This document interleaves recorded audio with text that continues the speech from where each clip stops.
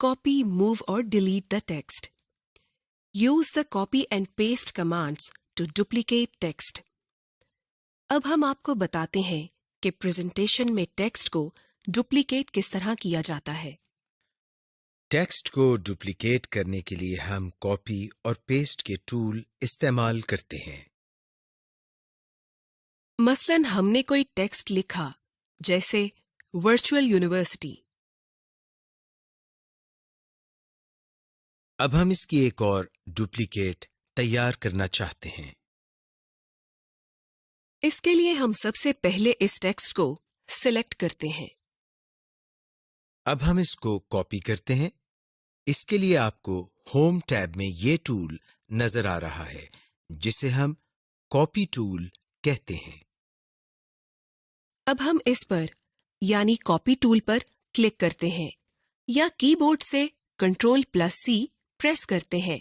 हमारा टेक्स्ट जो हमने सिलेक्ट किया हुआ है कॉपी हो गया है।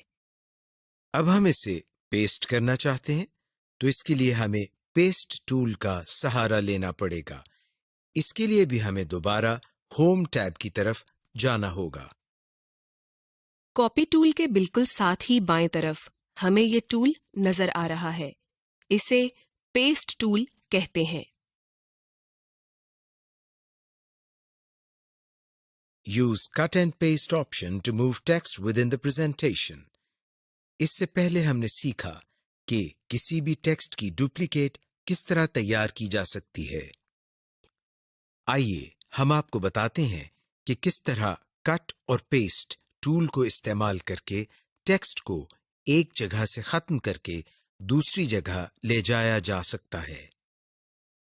हम यहाँ 3 लाइंस में टेक्स्ट लिखते हैं, जैसा कि आपको स्क्रीन पर नजर आ रहा है। This is a car. This is a bike. This is a truck. अब अगर हम चाहते हैं कि पहली लाइन का टेक्स्ट वहां से खत्म होकर तीसरी लाइन में आ जाए, तो उसके लिए हम कट और पेस्ट टूल की मदद लेते हैं।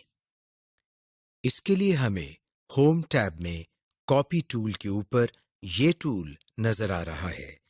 इसे हम कट टूल कहते हैं। सबसे पहले हम पहली लाइन के टेक्स्ट को सिलेक्ट करते हैं। इसके बाद हम कट टूल पर क्लिक करते हैं या कीबोर्ड से Ctrl+X को प्रेस करते हैं। जैसे ही हम कट टूल पर क्लिक करते हैं, तो हमारा सिलेक्टेड टेक्स्ट यानी पहली लाइन वहां से खत्म हो जाती है। अब हम चाहते हैं कि यही लाइन सबसे आखिर में आ जाए, तो हम कर्सर को आखिरी लाइन पर ले जाते हैं। अब हम होम टैब पर मौजूद पेस्ट टूल पर क्लिक करते हैं, या हम कीबोर्ड से Ctrl+V को प्रेस करने से भी कटशुदा टेक्स्ट पेस्ट कर सकते हैं। ये देखिए, जैसे ही हम पेस्ट टूल पर क्लिक करते हैं, तो हमारा टेक्स्ट जो कि हमने पहली लाइन से खत्म किया था, वो सबसे आखिर में आ गया है। इस तरह हम कट और पेस्ट टूल को इस्तेमाल करके टेक्स्ट को एक जगह से खत्म करके दूसरी जगह ले जा सकते हैं। Delete the selected text. अब हम देखते हैं कि पावर पॉइंट में सिलेक्टेड टेक्स्ट को किस तरह डिलीट किया जा सकता है। सबसे पहले हम यहां कोई टेक्स्ट लिखते हैं। मसलन हम यहां सॉफ्टवेयर टाइप करते हैं। अब टेक्स्ट को सिलेक्ट करने के लिए हम माउस की मदद से इस पर डबल क्लिक करते हैं। ये देखिए, हमारा टेक्स्ट सिलेक्ट हो गया है। अब हम आपको बताते हैं कि इसको डिलीट कैसे किया जा सकता है। कीबोर्ड पर मौजूद डिलीट बटन की मदद से हम सिलेक्टेड टेक्स्ट को डिलीट कर सकते हैं।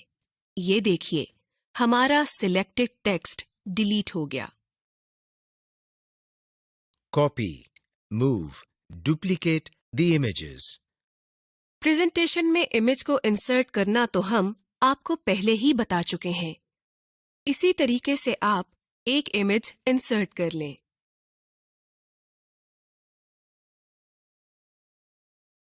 इमेज को डुप्लीकेट करने के लिए हम कॉपी और पेस्ट के टूल इस्तेमाल करते हैं, जैसा कि हम टेक्स्ट को डुप्लीकेट करने के लिए करते हैं।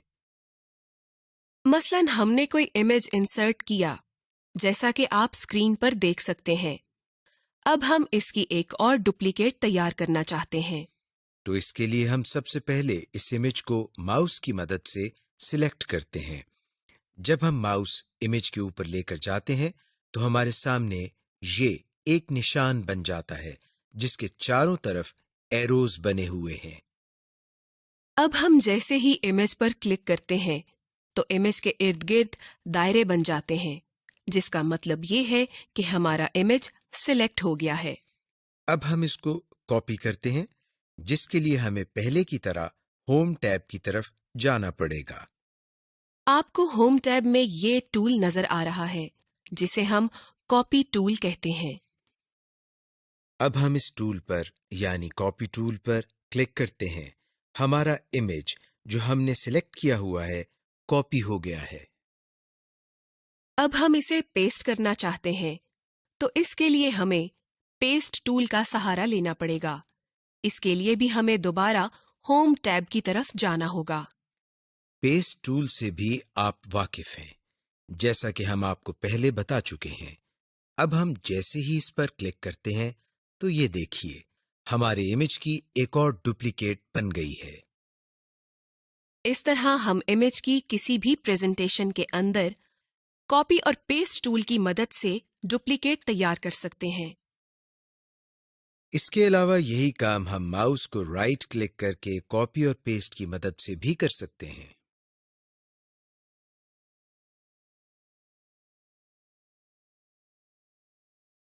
Text formatting.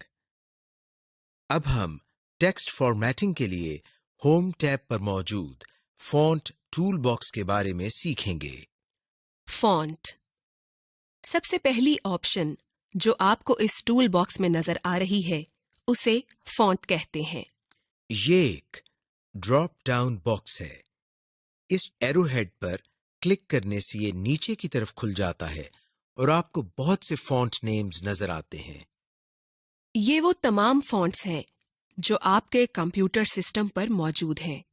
आप अपनी मर्जी से अपनी पसंद का फॉन्ट चुन सकते हैं, ताकि अपनी प्रेजेंटेशन को एक अच्छी और खूबसूरत लुक दे सकें।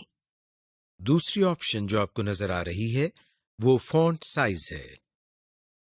यहाँ भी आपकी पहली ऑप्शन की तरह एक ट्रायंगल या एरोहेड नजर आ रही है।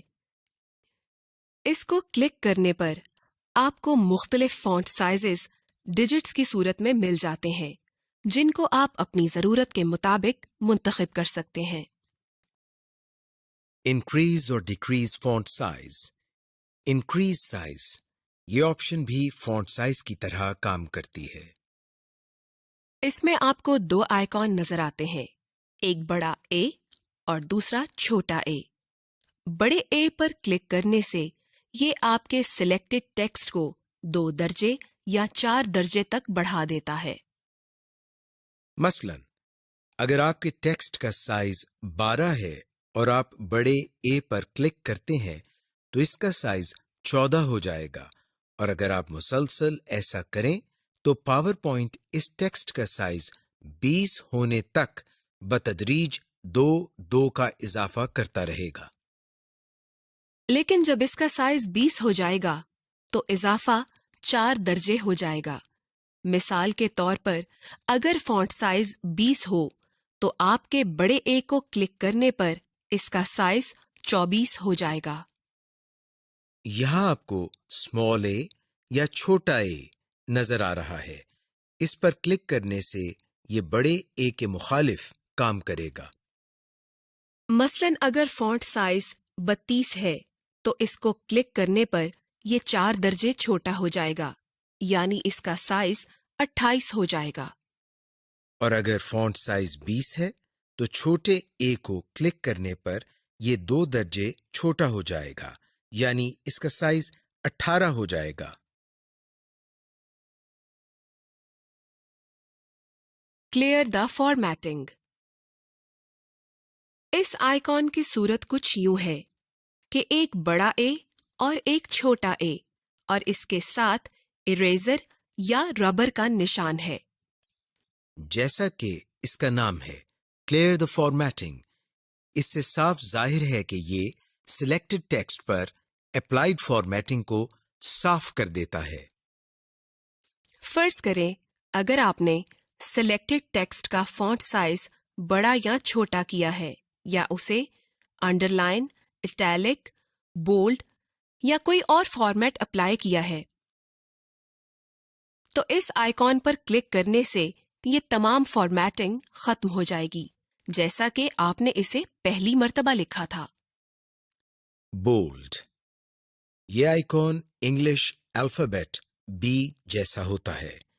इस पर क्लिक करने से ये आपके सिलेक्टेड टेक्स्ट को बोल्ड करता है। बोल्ड आपके टेक्स्ट को नुमायां करता है।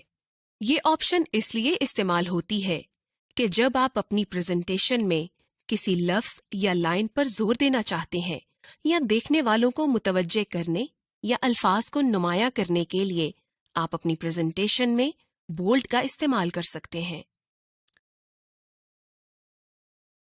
इटैलिक, ये आइकॉन इंग्लिश अल्फाबेट आई जैसा होता है, लेकिन ये एक तरफ झुका हुआ होता है। सिलेक्टेड टेक्स्ट पर इसके इस्तेमाल से वो टेक्स्ट एक तरफ झुक जाता है, जिससे वो दूसरे टेक्स्ट से नुमाया दिखाई देता है। Underline, underline icon English alphabet you की शक्ल का होता है, लेकिन इसके नीचे एक लाइन लगी होती है। ये ऑप्शन सिलेक्टेड टेक्स्ट के नीचे एक लाइन लगा देती है, जिससे वो टेक्स्ट नुमाया हो जाता है। शैडो, शैडो की ऑप्शन आपके सिलेक्टेड टेक्स्ट को नुमाया करती है। जैसा कि इसका नाम शैडो है, इसके इस्तेमाल से आपके सिलेक्टेड टेक्स्ट के नीचे एक साया बन जाता है, जिससे आपका टेक्स्ट दूसरे हिस्से से मुनफरिद नजर आता है। इस आइकॉन की शक्ल इंग्लिश अल्फाबेट एस की मानिंद होती है और इसके नीचे इसका साया भी नजर आता है। स्ट्राइक थ्रू, स्ट्राइक थ्रू के आइकॉन की सूरत यूं होती है जैसा कि इंग्लिश के पहले 3 अल्फाबेट्स यानी छोटे ए, बी, सी और उनके दरमियान एक लाइन लगी होती है। वैसे तो कंप्यूटर की दुनिया में स्ट्राइक थ्रू बहुत सी चीजों के लिए इस्तेमाल होता है, लेकिन हम पावर पॉइंट में टेक्स्ट फॉर्मेटिंग सीख रहे हैं, इसलिए हम टेक्स्ट के हवाले से बात करेंगे। बोल्ड, इटैलिक, अंडरलाइन की तरह स्ट्राइक थ्रू भी टेक्स्ट को नुमाया करने के लिए इस्तेमाल होता है। करेक्टर स्पेसिंग, करेक्टर स्पेसिंग के आइकॉन की सूरत इंग्लिश के अल्फाबेट AV की तरह की होती है, लेकिन इसके नीचे डबल हेड एरो होता है। जब हम कंप्यूटर में किसी भी एप्लीकेशन सॉफ्टवेयर में कोई टेक्स्ट लिखते हैं, हर एक एप्लीकेशन सॉफ्टवेयर अल्फाबेट कैरेक्टर्स के दरमियान एक डिफॉल्ट स्पेस रखता है। लेकिन आप इस स्पेस को कम या ज्यादा कर सकते हैं।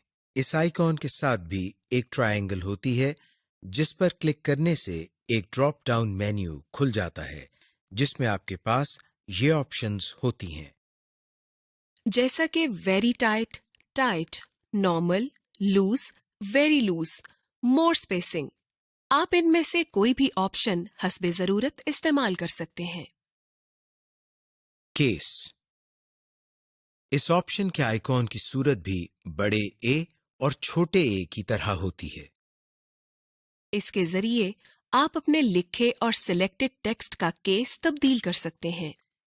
केस से मतलब ये है कि अगर आपने इंग्लिश में कुछ लिखा है और वो छोटे कैरेक्टर्स में है, तो बजाय इसके कि आप कैप्स लॉक ऑन करके उसे दोबारा लिखें, आप इस ऑप्शन के साथ उसको बड़े कैरेक्टर्स में तब्दील कर सकते हैं। इस आइकॉन के साथ भी एक ट्रायंगल होती है, जिस पर क्लिक करने से आपको मुख्तलिफ ऑप्शन मुहैया की गई हैं, जिनको आप अपनी जरूरत के मुताबिक इस्तेमाल कर सकते हैं। फॉन्ट कलर, फॉन्ट कलर के आइकॉन की सूरत इंग्लिश के पहले अल्फाबेट ए की तरह होती है और इसके नीचे एक कलर बार होती है। इसके साथ भी ट्रायंगल होती है, जिस पर क्लिक करने से एक कलर पैलेट जाहिर होती है। इसमें मुख्तलिफ रंग होते हैं, जिनको आप अपनी मर्जी से अपनी जरूरत के मुताबिक इस्तेमाल कर सकते हैं। इसके अलावा फॉन्ट टूल बॉक्स में आपको नीचे की तरफ एक तिरछा एरो नजर आ रहा है, जिसको क्लिक करने पर आपको एक डायलॉग बॉक्स नजर आता है। इसमें तकरीबन वो तमाम ऑप्शंस होती हैं जो हमने अभी सीखी हैं। सिर्फ 2-3 ऑप्शंस का इजाफा है, जिन्हें हम अभी सीखेंगे। Underline type. इस ऑप्शन में आपको अंडरलाइन के मुख्तलिफ डिजाइन्स नजर आ रहे हैं, जिनको आप अपनी जरूरत के मुताबिक इस्तेमाल कर सकते हैं। Underline colour. इस ऑप्शन में आप अंडरलाइन के मुख्तलिफ रंगों का इंतखाब कर सकते हैं। Superscript and subscript. अगर आपने रियाजी के सवालात या इक्वेशन लिखनी हो और उसमें किसी की पावर या बेस वैल्यू लिखनी हो, तो आप सुपरस्क्रिप्ट और सबस्क्रिप्ट इस्तेमाल कर सकते हैं। Use spell check for presentation text. अब हम आपको बताते हैं कि स्लाइड में स्पेल चेक प्रोग्राम को किस तरह इस्तेमाल किया जाता है और जहां जरूरत हो वहां चेंजेस किस तरह की जाती हैं। मसलन हम स्लाइड में कोई लाइन लिखते हैं, जैसे वर्चुअल यूनिवर्सिटी ऑफ पाकिस्तान। इस लाइन में यूनिवर्सिटी के स्पेलिंग्स गलत हैं और इसके नीचे एक सुर्ख लाइन भी आ गई है। हम आपको बताते हैं कि किस तरह स्पेल चेक प्रोग्राम को यूज करके ये स्पेलिंग सही कर सकते हैं। इसके लिए हम रिव्यू टैब में से स्पेलिंग की कमांड पर क्लिक करते हैं या कीबोर्ड पर मौजूद F7 की प्रेस करते हैं। ये देखिए, स्पेलिंग की कमांड पर क्लिक करने से हमारे सामने एक बॉक्स ओपन हो गया है, जिसमें सबसे ऊपर नॉट इन डिक्शनरी के नाम से एक ऑप्शन नजर आ रही है और इसके आगे एक बॉक्स है जिसमें हमें वो स्पेलिंग नजर आ रहे हैं जो कि गलत हैं। और इससे नीचे हमें चेंज टू के नाम से एक ऑप्शन नजर आ रही है, जिसके आगे बॉक्स में सही स्पेलिंग्स दिए गए हैं। और इसके नीचे हमें सजेशंस के नाम से एक ऑप्शन नजर आ रही है, जिसमें हमें सही स्पेलिंग्स के बारे में सजेशन दी जा रही है। अब हम अगर ये स्पेलिंग ठीक करना चाहें तो इसके लिए हमें चेंज के नाम से एक बटन नजर आ रहा है। हम इस पर क्लिक करते हैं। चेंज के बटन पर क्लिक करते ही यूनिवर्सिटी के स्पेलिंग ठीक हो जाते हैं और इसके नीचे से सुर्ख लाइन भी खत्म हो जाती है। इस तरह हम स्पेल चेक प्रोग्राम को यूज करके अपनी जरूरत के मुताबिक स्पेलिंग्स ठीक कर सकते हैं। Graphics and charts. इस लेसन में हम आपको बताएंगे कि स्लाइड में मुख्तलिफ ऑब्जेक्ट्स मसलन लाइन्स, रेक्टेंगल, सर्कल वगैरह को किस तरह ड्रॉ किया जाता है। आप जान जाएंगे कि मुख्तलिफ ऑब्जेक्ट्स में कलर किस तरह फिल किए जाते हैं और इनका साइज किस तरह चेंज किया जाता है। इन ऑब्जेक्ट्स को मूव किस तरह किया जाता है और स्लाइड में चार्ट किस तरह क्रिएट किया जाता है। Draw the objects. आइए हम आपको बताते हैं कि स्लाइड में डिफरेंट लाइंस को किस तरह ऐड किया जाता है। इसके लिए होम टैब में मौजूद ड्राइंग ग्रुप में हमें ये ऑप्शन नजर आ रही है, जिसकी मदद से हम स्लाइड में लाइंस लगा सकते हैं। अब हम इन स्टाइल्स में से ये लाइन स्टाइल मुंतखब करते हैं तो कर्सर की शक्ल चेंज होकर प्लस साइन की शक्ल इख्तियार कर लेती है।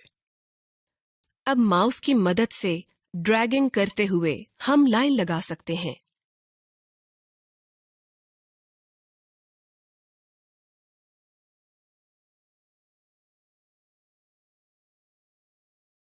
Move lines in a slide. अब हम आपको बताते हैं कि स्लाइड में लाइन्स को मूव किस तरह किया जा सकता है।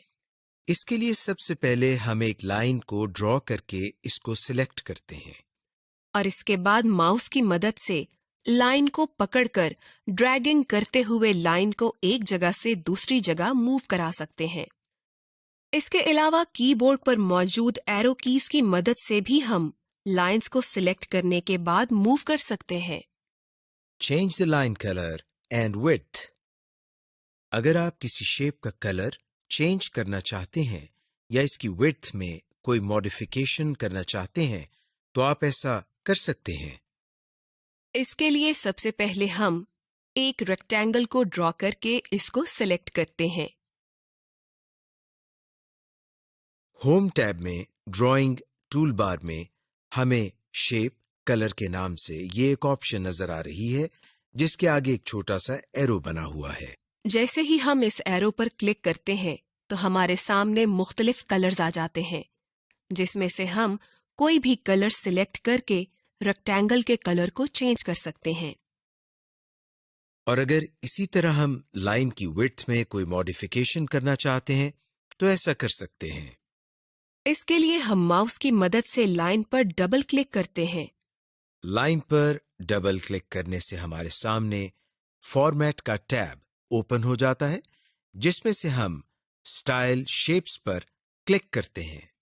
इसमें हमें मुख्तलिफ स्टाइल और विड्थ की ऑप्शन नजर आ रही है। किसी ऑप्शन को सिलेक्ट करने से लाइन की विड्थ और स्टाइल बदल जाते हैं। Add various forms of shape, boxes, circles to a slide. इसके लिए होम टैब में ड्राइंग में हमें शेप की ऑप्शन नजर आ रही है। मसलन अगर हम शेप पर क्लिक करते हैं तो हमारे पास शेप की एक मेन्यू खुल जाती है। यहाँ हम अपनी मर्जी की कोई भी शेप सिलेक्ट करके स्लाइड में ऐड कर सकते हैं।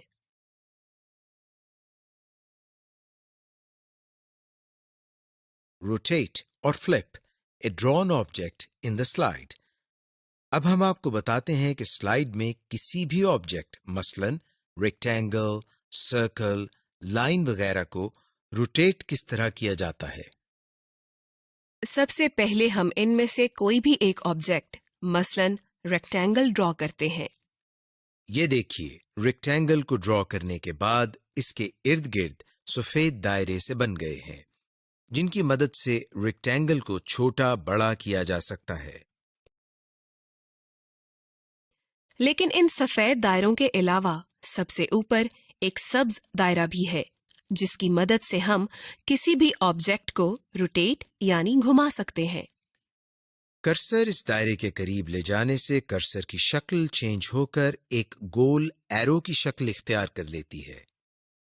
अब अगर आप माउस का बटन दबाकर रखते हुए इसको हरकत देंगे तो रेक्टेंगल रोटेट होना शुरू हो जाएगी।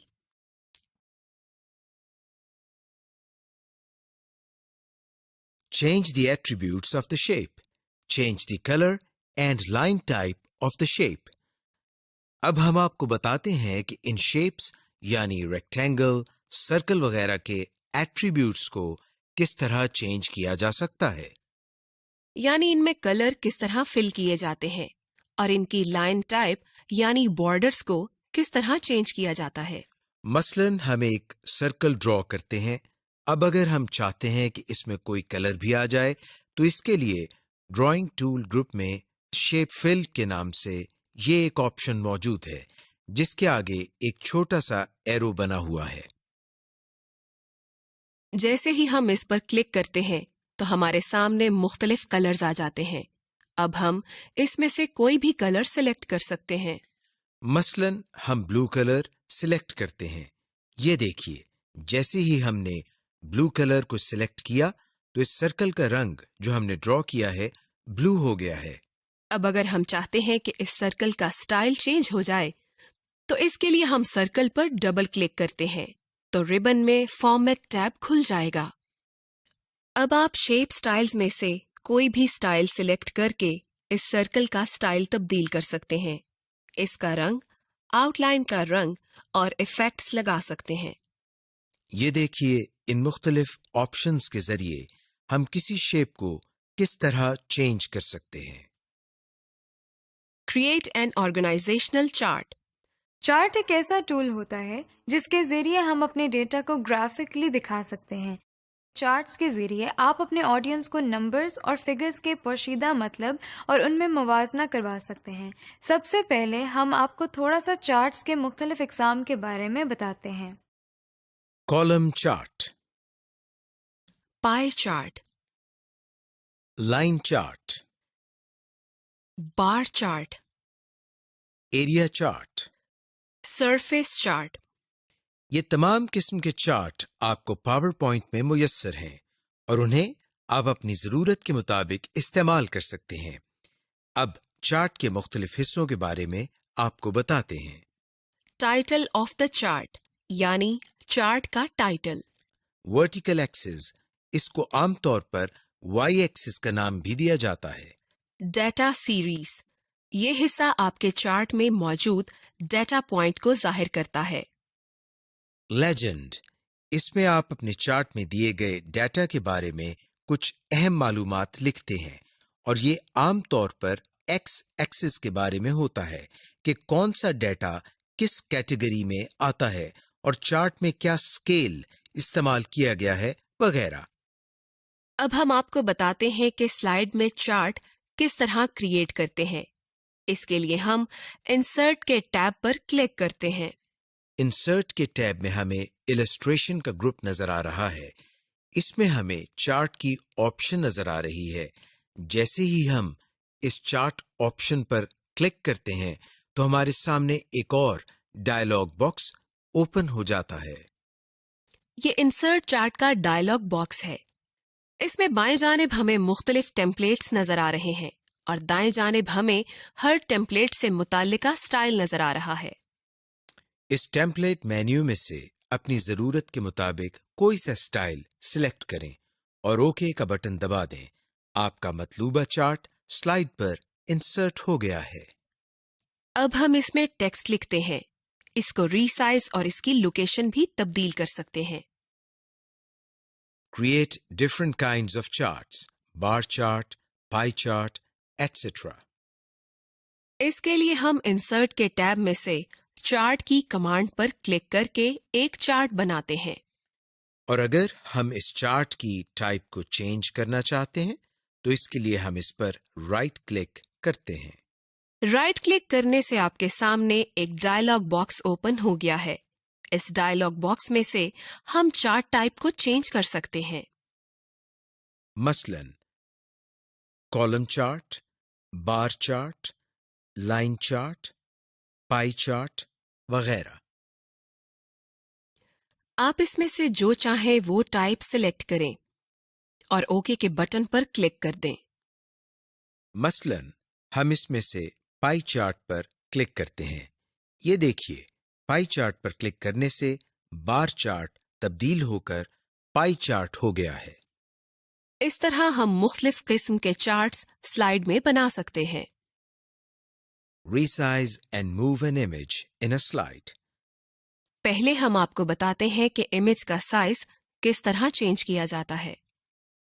जब भी हम कोई इमेज अपनी स्लाइड में इंसर्ट करते हैं तो उसके गिर्द सफेद दायरे से बन जाते हैं और जैसे ही हम कर्सर इन दायरों के करीब ले जाते हैं तो कर्सर की शक्ल चेंज हो जाती है।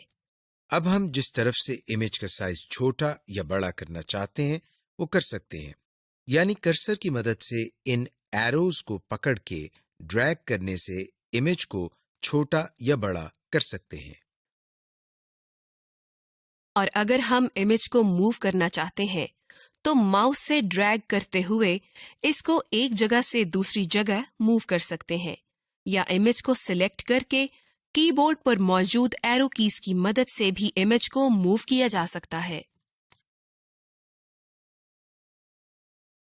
Import other objects, text, spreadsheet, table, chart और graphic files to slides.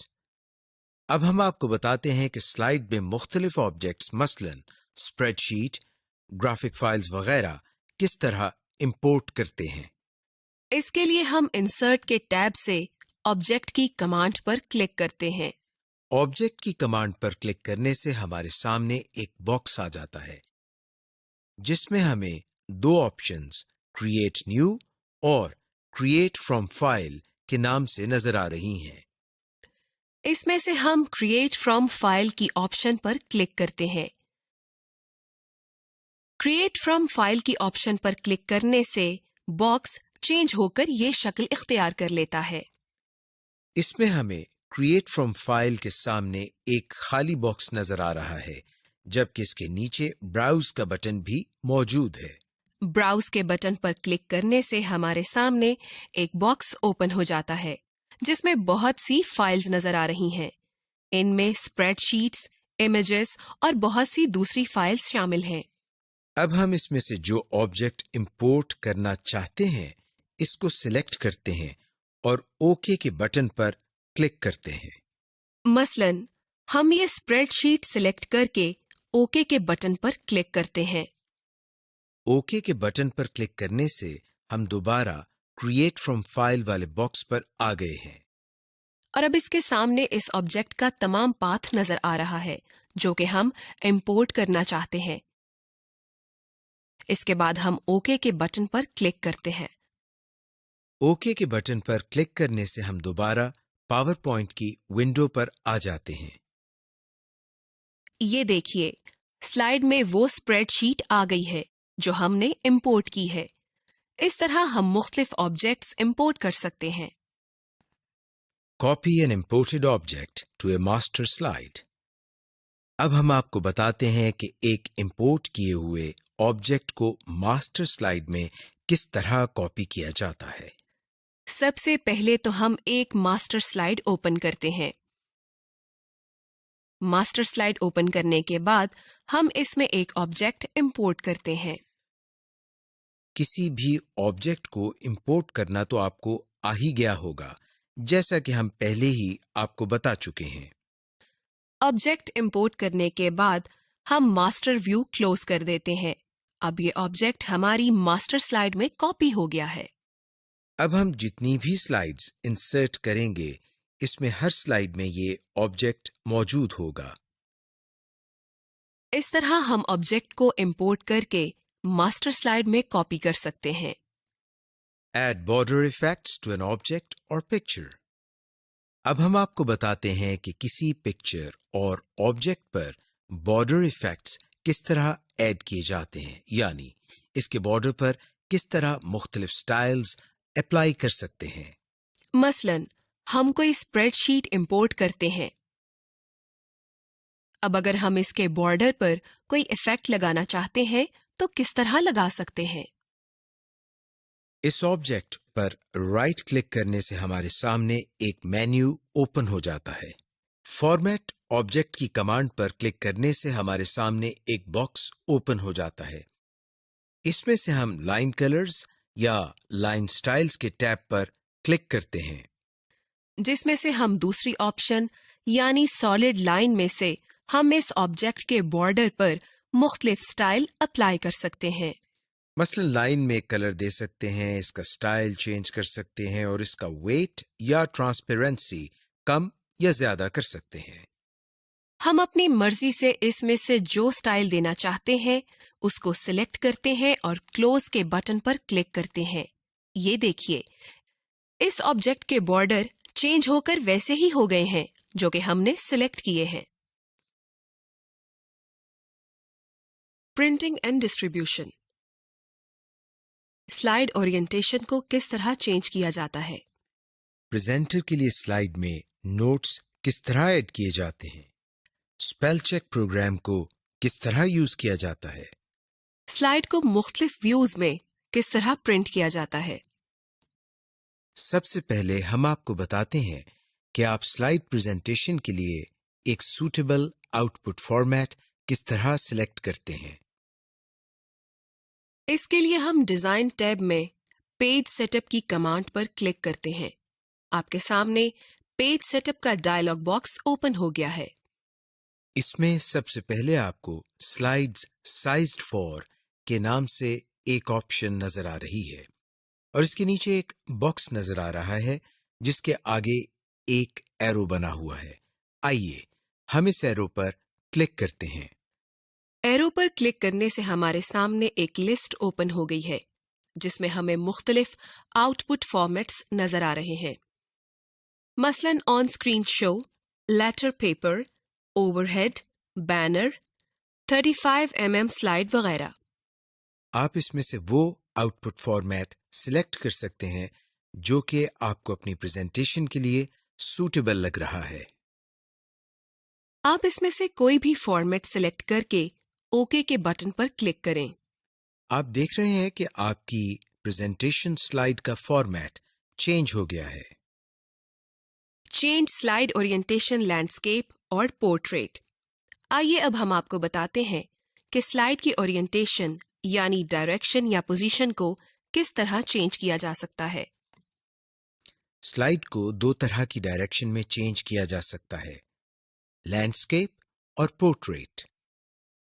By default slide की डायरेक्शन लैंडस्केप होती है, यानी जब हम पावर पॉइंट को ओपन करते हैं तो स्लाइड लैंडस्केप होती है। हम आपको बताते हैं कि स्लाइड को पोर्ट्रेट किस तरह किया जाता है। इसके लिए हम सबसे पहले डिजाइन टैब में पेज सेटअप पर क्लिक करते हैं। जैसे ही हम पेज सेटअप की कमांड पर क्लिक करते हैं, हमारे सामने एक डायलॉग बॉक्स ओपन हो जाता है, जिसमें दाएं तरफ आपको ओरिएंटेशन स्लाइड्स के नाम से एक ऑप्शन नजर आ रही है, जो कि इस वक्त लैंडस्केप है। हम इसमें से पोर्ट्रेट की कमांड को सिलेक्ट करते हैं और ओके के बटन पर क्लिक करते हैं। ये देखिए, जैसे ही हम ओके के बटन पर क्लिक करते हैं, स्लाइड ओरिएंटेशन लैंडस्केप से चेंज होकर पोर्ट्रेट हो गई है। इस तरह हम स्लाइड की ओरिएंटेशन को चेंज कर सकते हैं। Preview the presentation in slide, outline, slide sorter और नोट्स व्यू। जब हम कोई प्रेजेंटेशन तैयार कर लेते हैं तो उसके मुख्तलिफ प्रीव्यू भी देख सकते हैं। सबसे पहले हम आउटलाइन के बारे में बताते हैं। लेफ्ट पैन में आउटलाइन के टैब में क्लिक करने से आपको प्रेजेंटेशन की तमाम आउटलाइंस नजर आती हैं।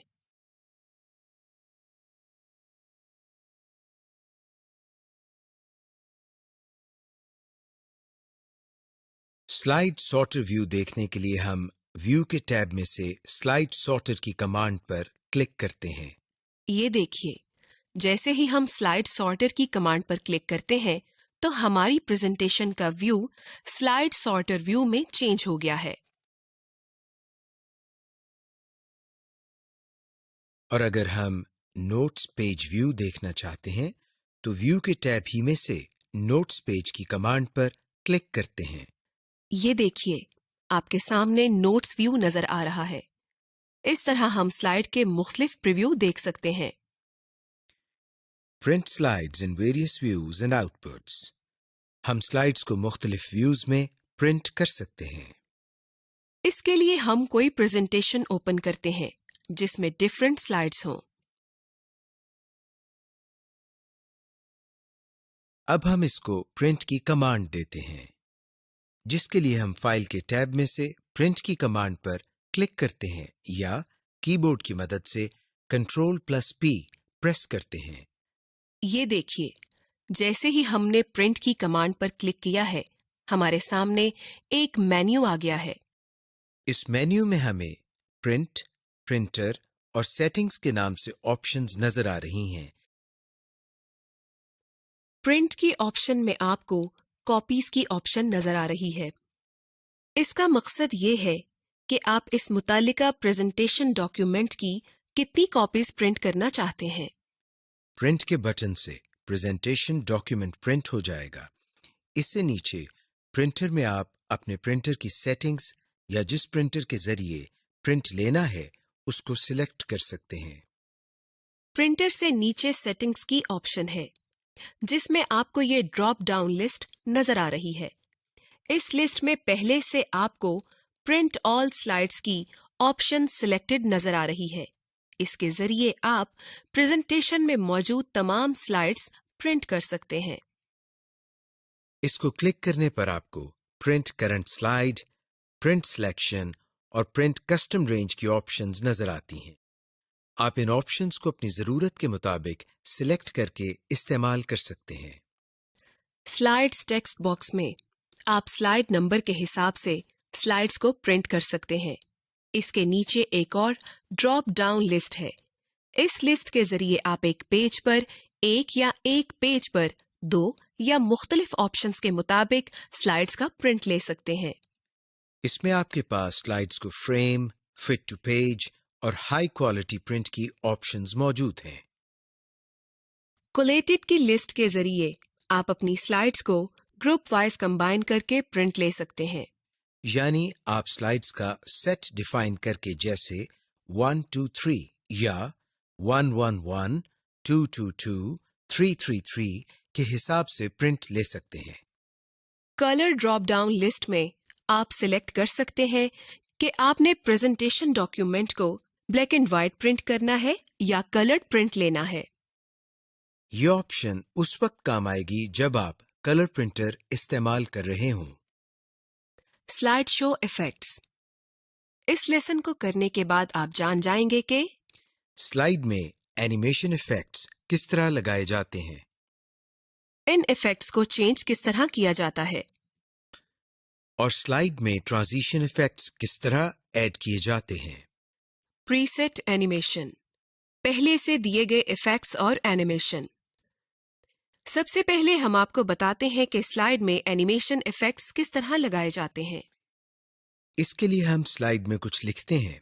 मसलन हमने यहाँ पाकिस्तान लिखा और फिर इस टेक्स्ट को सिलेक्ट करते हैं और इसके बाद रिबन में से एनिमेशंस के टैब पर क्लिक करते हैं।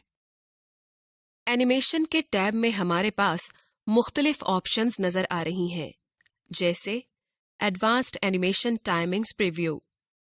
एनिमेशन प्रीव्यू के जरिए आप एनिमेशन का प्रीव्यू देख सकते हैं। एनिमेशन के मेन्यू में एरो पर क्लिक करें तो एनिमेशंस की एक लंबी लिस्ट आपके सामने आ जाती है। इस लिस्ट में मुख्तलिफ किस्म के इफेक्ट्स और एनिमेशंस हैं। आप सिलेक्टेड ऑब्जेक्ट या टेक्स्ट पर कोई भी एनिमेशन लागू करके देख सकते हैं। ये देखें, स्विबल की एनिमेशन लगाने से पाकिस्तान लिखा हुआ किस तरह से एनिमेट हो गया। इसी तरह आप अपनी पसंद और ज़रूरत के मुताबिक एनिमेशन सिलेक्ट करके टेक्स्ट पर लगा सकते हैं। ये तमाम एनिमेशन इफेक्ट्स हैं जो कि हम इस स्लाइड में ऐड कर सकते हैं। हम इसमें से टेक्स्ट पर क्लिक करते हैं और एक इफेक्ट लगाते हैं। आप देख रहे हैं कि इफेक्ट लगाते ही टाइमिंग ऑप्शन इनेबल हो गई और इस इफेक्ट की मुख्तलिफ प्रॉपर्टीज आ गई हैं, जिसमें सबसे पहले स्टार्ट के नाम से एक कमांड है और इसमें ऑन क्लिक लिखा हुआ है और इसके शुरू में माउस बना हुआ है, जिसका मतलब ये है कि जब हम माउस क्लिक करें तो ये इफेक्ट चले। इसी तरह ड्यूरेशन और डिले के नाम से दो और ऑप्शंस मौजूद हैं, यानी इस इफेक्ट की ड्यूरेशन क्या हो और ये इफेक्ट कितनी देर नजर आता रहे।